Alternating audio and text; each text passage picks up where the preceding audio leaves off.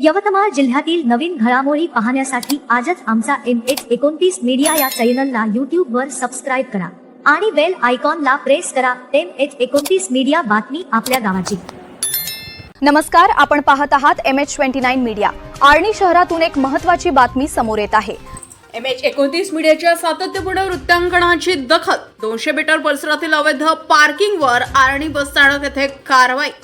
नियमांचं पालन करा, कारवाई टाळा। वाहतूक शाखेचे नागरिकांना रवींद्र पायमले यांचं आवाहन।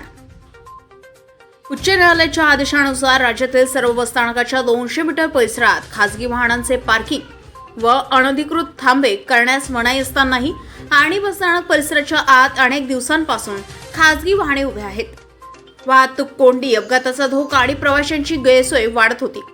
या गंभीर समस्येकडे MH29 मीडियाने वेळोवेळी माध्यमांवरून बातम्या प्रसिद्ध करून लक्ष वेधून प्रशासनाला जागं करण्याचं काम केलंय।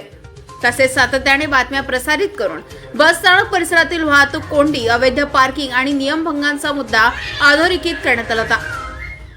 याच पार्श्वभूमीवर वाहतूक शाखेने बसस्थानक परिसरात विशेष मोहीम राबवत 200 मीटरच्या आत नियमबाह्य पद्धतीने उभ्या असलेल्या वाहनांवर कारवाई सुरू केली।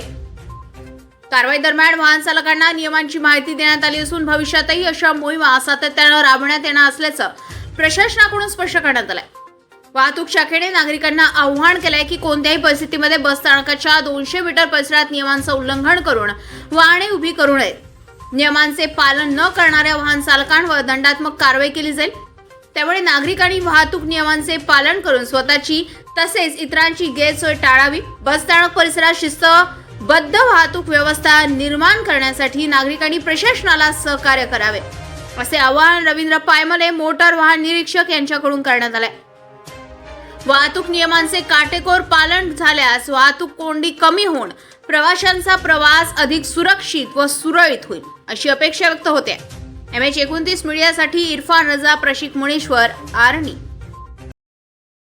यवतमाळकडून आवाहन करण्यात येते की कोणत्याही बस स्थानकापासून 200 मीटरच्या अंतरामध्ये नो पार्किंगचे मान्य हायकोर्टाचे आदेश असल्याप्रमाणे नो पार्किंग झोन असल्यामुळे तिथं कोणत्याही प्रकारचे पार्किंग करण्यात येऊ नये। आता सध्या आपण आर्णी बस स्टँडच्या हद्दीमध्ये ज्या 200 मीटरमध्ये ज्या गाड्या उभ्या आहेत त्यांच्यावरती कारवाई करत आहोत।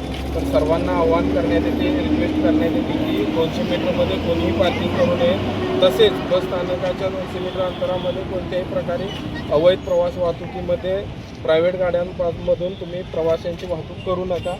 सर्वांना यामार्फत तुम्हाला आवाहन करतो की कृपया कारवाई टाळा, कारवाई करून घेऊ नका।